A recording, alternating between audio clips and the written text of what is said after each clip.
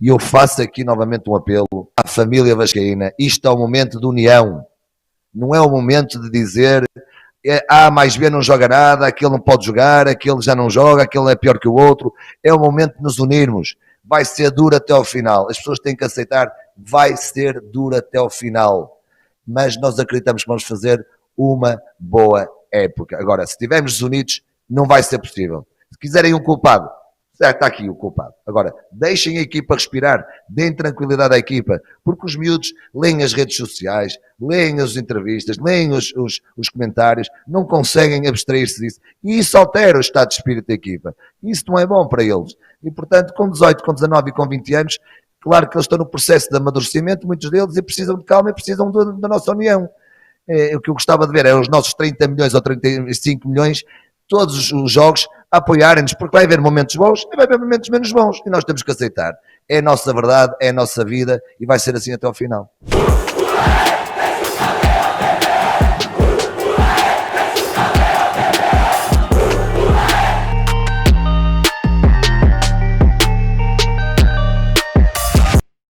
Fala galera do canal, uma excelente segunda-feira para vocês. O nosso Bom Dia Gigante de hoje está entrando no ar e a gente já entra com essa mensagem forte do treinador Ricardo Sapinto falando sobre a união Terichelli, que é essa comunhão entre torcida e também o clube para que o Vasco possa sair dessa situação difícil. Já já a gente vai falar um pouco mais dessa situação, de como é que o Vasco se encontra na tabela do Campeonato Brasileiro e muito mais. Mas antes, o Flávio Dias tem um recadinho especial para você, torcedor.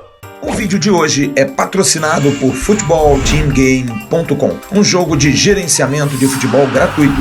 Viva as emoções de uma partida real ao jogar os campeonatos online. Entre no jogo, crie seu time, desenvolva seu estádio, reúna jogadores, personalize e treine seu atleta. Colecione itens, abra pacotes, faça upgrades e trocas e torne-se o melhor. Registre-se pelo link na descrição e receba 200 pontos de energia como bônus. FutebolTeamGame.com, esperamos por você.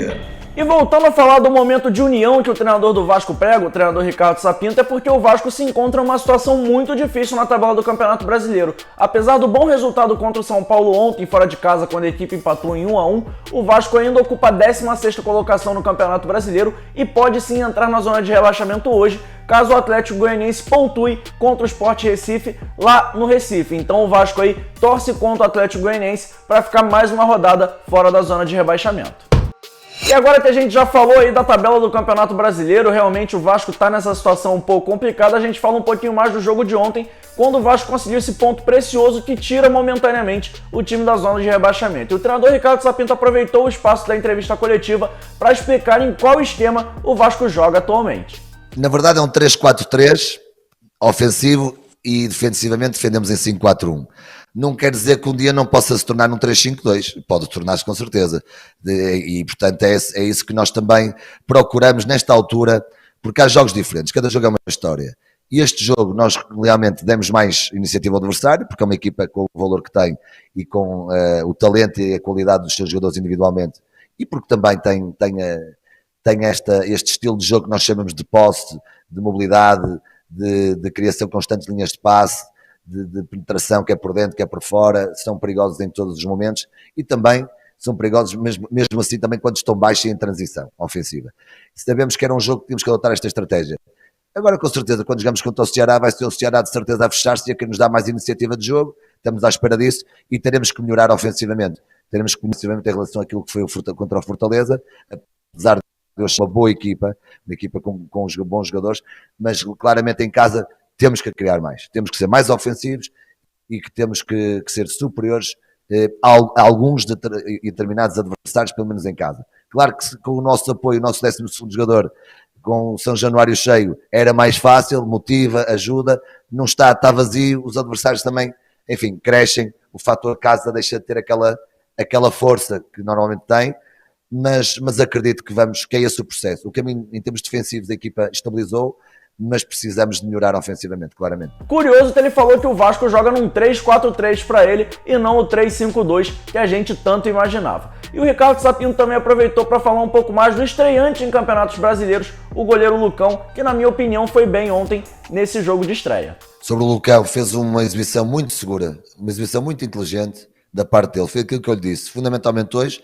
era um jogo para ele não correr risco de maneira nenhuma, simplificar as suas ações, manter a concentração, porque iria ser suficiente. Hoje em dia a equipa tem uma estrutura que ajuda também os nossos guarda-redes, está mais segura, tem uns centrais, uma linha defensiva que tem se batido fortemente. Hoje a nossa linha defensiva fez outra vez um grande jogo e, portanto, como eu lhe digo, teve uma bola muito difícil que soube estar à altura. E um guarda-redes de talento e de qualidade como ele é isto, é começar a acrescentar este valor e começar a fazer o caminho e evoluir. Quando foi preciso chamar para dizer estou aqui para ajudar a equipa, ele foi chamado e resolveu o problema, e muito bem. De resto, controlou sempre ações de um cruzamento aqui, uma cabeçada acolá, e muito bem, e portanto está de parabéns pelo jogo que fez. E eu quero saber a sua opinião, torcedor. Você acha que o Lucão foi bem? Comenta aqui embaixo que eu quero saber o que você achou da atuação do goleiro do Vasco. Nessa entrevista, o treinador Ricardo Sapinto também aproveitou para explicar por que Jadson foi titular e o Marcelo Alves ficou no banco de reservas. Em relação ao Marcelo e ao Jadson, confio muito nos dois. Foi uma opção minha para hoje, para este jogo, porque o Marcelo apresentou dados fisiológicos também de fadiga, de grande fadiga, até ontem mesmo, e portanto não quisemos arriscar também ele fazer um terceiro jogo e não poder corresponder ou estar num bom nível. A situação, o Jadson também é um jogador importante e que estava fresco e que estava preparado, muito experiente também, e que também temos que ajudá-lo a chegar à forma que ele também pode chegar, e portanto só assim, jogando, distribuindo este tempo de jogo, podemos ajudar toda a gente. A minha confiança é igual nos dois. E por fim, ele comentou uma coisa que todo torcedor reclamou bastante ontem. A torcida ficou na bronca com essa demora para substituir e o treinador Ricardo Sapinto comentou um pouco mais sobre esse tema. Ao intervalo mudei aos 45, você sabe, não é? Não preciso de 33 minutos, nem 35, nem, não preciso de chegar a esses pontos. Mudo quando tenho que mudar e quando eu acho que tenho que mudar. Pode haver coincidências em termos de minutos, mas é só coincidência. Portanto, eu se tiver que mudar na primeira parte, mudo, ao intervalo mudo, e no início da segunda parte também, é o que tiver que ser quando eu achar que tem que ser. E agora eu quero saber de você, torcedor. Você acha que o treinador Ricardo Sapinto demorou muito a mexer no time ontem? Você concordou com as substituições dele? Comenta aqui embaixo, eu também quero saber a sua opinião sobre esse tema. A gente acabou de ver os melhores momentos da entrevista coletiva do treinador Ricardo Sapinto e em nenhum momento ele foi perguntado sobre o Germancano, artilheiro do Vasco na temporada e também no Campeonato Brasileiro. São 19 gols durante todo o ano e 10 no Brasileirão. Ele que voltou aí a brigar pela artilharia, já que Thiago Galhardo, que nesse momento é o artilheiro, tem 15 gols, então o Germancano com 10 volta aí a estar no páreo. E quem foi nas redes sociais comentar a atuação do atacante foi o empresário do jogador, José Constanzo, e nesse tweet ele postou o vídeo do gol do Germancano e comentou o seguinte: a máquina de gols, 19 em 36. Ele também cita o atacante italiano Balotelli e também coloca a hashtag faz o L para Lorenzo e mais um, e ainda diz que o melhor está por vir para o matador vascaíno. Nas respostas, como está passando na sua tela aí agora, o Germancano aproveitou para responder com aquele emoji de risada. Eu senti um certo tom de ironia por parte do empresário do Germancano ao citar o Balotelli também, mas também senti um tom de esperança ao ele falar que o melhor ainda está por vir para o matador vascaíno. A gente está aí acompanhando essa saga da máquina de gols vascaína, que chegou a 19 gols em 36 partidas e agora não busca só a artilharia do Campeonato Brasileiro, onde ele já tem 10 gols, mas também busca a artilharia aí do ranking de gringos com mais gols pelo Vasco no século XXI. O líder desse ranking é o Petkovic com 28 gols em 66 jogos e entre o Pet e o Germancano há o Riascos aí nesse meio com 20 gols em 75 partidas. E agora eu quero saber de você, torcedor. Você acha que o Germancano já consegue ultrapassar o Pet nessa temporada? Será que ele chega aos 29 gols? Faltam apenas 10. Será que até o final do Campeonato Brasileiro e Copa Sul-Americana ele soma esses 10 gols? Comenta aqui embaixo que eu quero saber a sua opinião sobre esse tema. Quer dar um presente para sua mulher ou para seu marido? Precisa de um perfume? E se seu relógio dá problema? Vá na loja Pompador, Shopping Barra Square 3555, lojas 120 e 121, Bloco 1, Barra da Tijuca, Zona Oeste, Rio de Janeiro. As melhores marcas da perfumaria importada, grande variedade de relógios importados e nacionais, relojoeiro no local, troca de bateria e pulseira, conserto de todas as marcas de relógio, joias, ouro 18 quilates. Pompador, atendendo você com brilho e pontualidade. Já já, com loja virtual para atender você também.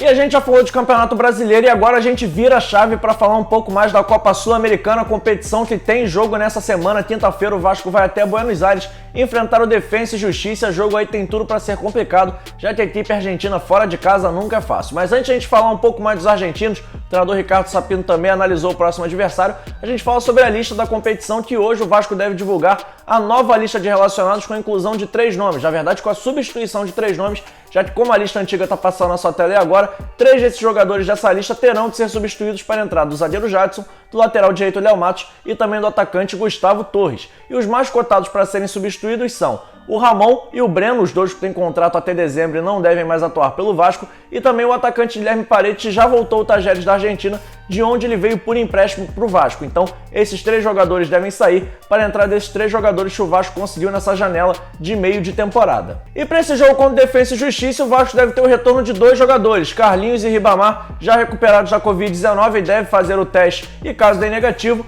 podem viajar e já devem estar aptos a integrar aí o elenco do treinador Ricardo Sapinto. Outros jogadores que testaram positivo ao longo da semana devem sim fazer o teste, com exceção do Wesley e também do Fernando Miguel. Todos os outros jogadores devem fazer o teste, já que o protocolo da CBF é diferente do protocolo da Conmebol. Então, caso mais testes apareçam negativos, quem sabe esses jogadores aí também podem ter chance de viajar até Buenos Aires para esse jogo importante contra o Defensa e Justiça. E na entrevista coletiva ontem após o jogo, o treinador Ricardo Sapinto analisou o próximo adversário do Vasco. Em relação ao Defensa e Justiça, eu estive muito concentrado, logicamente,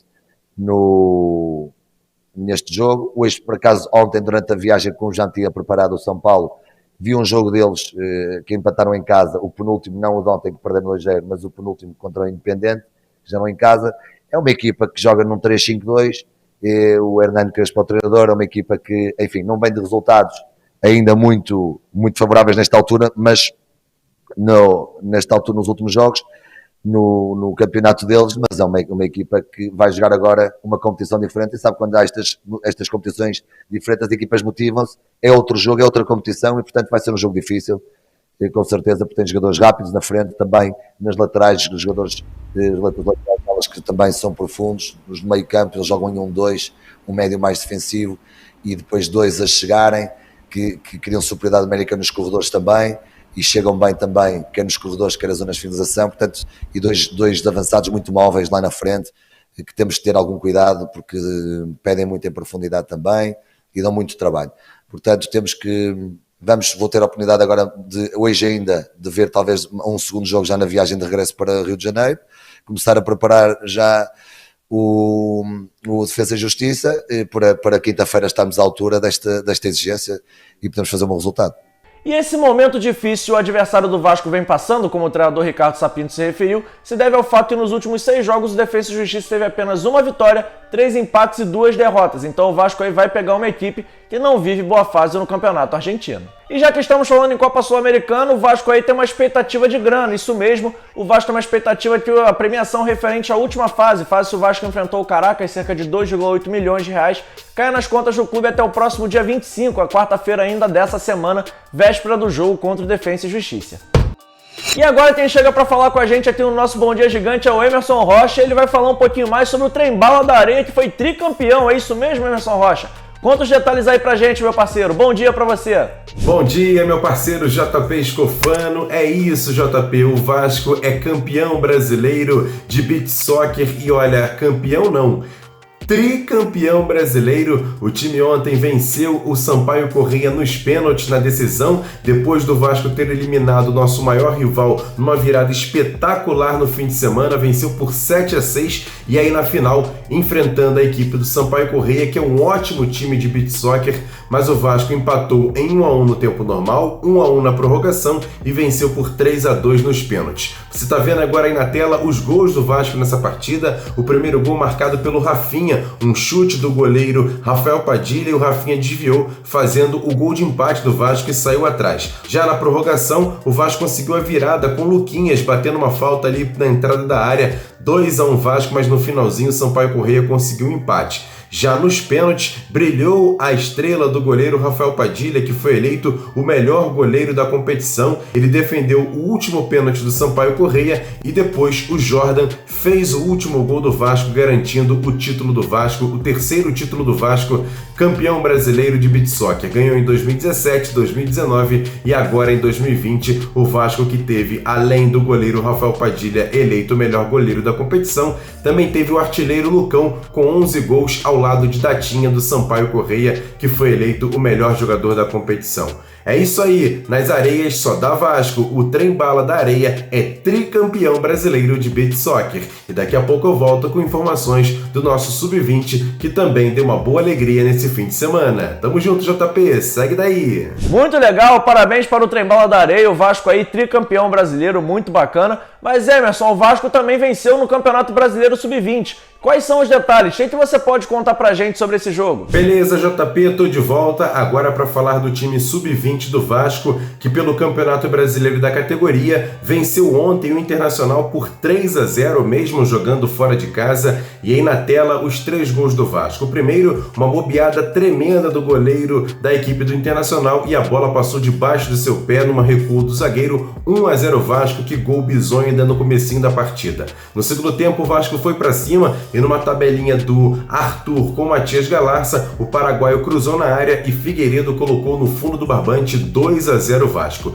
E o terceiro gol, um escanteio para a área, o zagueirão do Vasco escorou e sabe quem apareceu? Ele mesmo, Gabriel Peck, jogando com a camisa 11, bateu no fundo do barbante. Vasco 3-0, fechando o marcador. O Vasco, que com essa vitória chega agora aos 14 pontos, deixou ali, vamos dizer assim, o Z4 do Campeonato Brasileiro Sub-20 e agora é o 16º colocado com 14 pontos em 13 jogos. Lembrando que o Campeonato Brasileiro Sub-20 tem apenas um turno, ou seja, 19 jogos, e os 8 primeiros se classificam para a próxima fase. O Vasco está a 6 pontos do 8º colocado e precisa, nessas últimas 6 partidas, conseguir pontuar para, quem sabe, ainda sonhar com uma classificação entre os 8 primeiros. E aí, rapaz, é mata-mata e tudo pode acontecer, só que o Vasco precisa vencer jogos para se classificar ainda entre os 8 primeiros colocados. Eu acredito. E você, JP? Tamo junto, grande abraço, segue aí o Bom Dia Gigante. E é isso aí, galera, o nosso Bom Dia Gigante de hoje vai ficando por aqui, mas antes, olha, não esqueça de deixar o seu like e principalmente se inscrever no canal e ativar o sininho da notificação. Esse final de semana a gente bateu a meta de 141 mil inscritos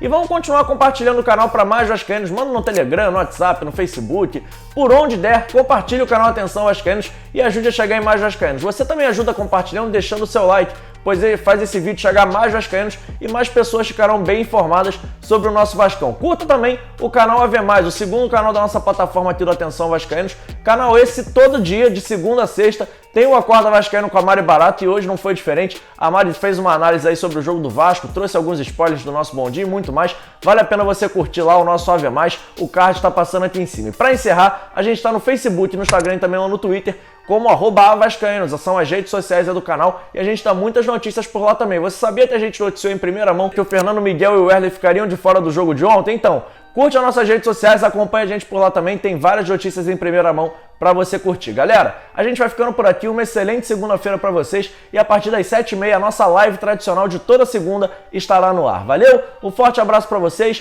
curtam essa segunda-feira e a gente vai ficando por aqui. Tchau, tchau!